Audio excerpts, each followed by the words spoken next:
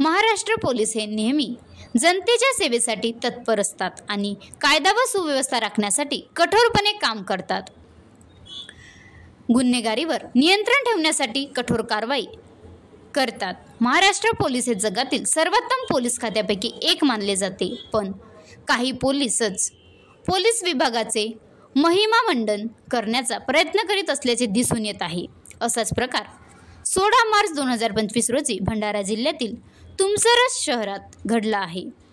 Police अधीक्षक भंडारा यांच्या कार्यालयातील पोलीस कर्मचाऱ्यांनी मद्यधुंद अवस्थेत 3 दुचाकीस्वारांना उडविले. प्राप्त झालेल्या माहितीनुसार मद्यपी वाहन चालक राहुल मनोहर मंदिरेले वय 30 वर्ष राहणार सिहोरा हा पोलीस शिपाई पोलीस अधीक्षक भंडारा यांच्या कार्यालयात कार्यरत असून 16 मार्च सायंकाळी 4 वाजताच्या सुमारास शहरातील बावनकर चौकात त्याच्या ताब्यातील कार क्रमांक MH29 F834 मद्यपान करून विरुद्ध दिशेने भरधाव वेगाने असुरक्षितरित्या चालवत एक मुलगी व अन्य एकाला जबर धडक दिली.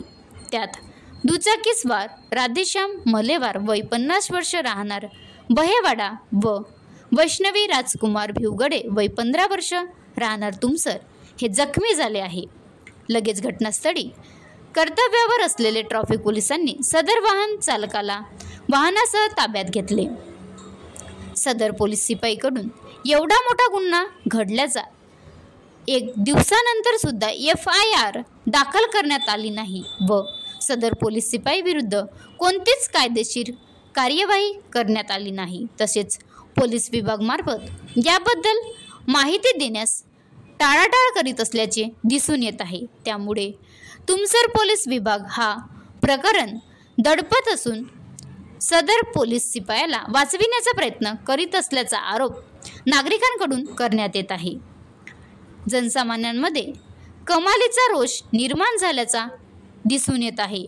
तुमसर पोलीस या प्रकरणात सदर पोलीस शिपाई विरुद्ध गुन्हा दाखल करून त्यांच्या विरुद्ध कायदेशीर कारवाई करतील काय याकडे सर्व जनतेचे लक्ष लागले आहे.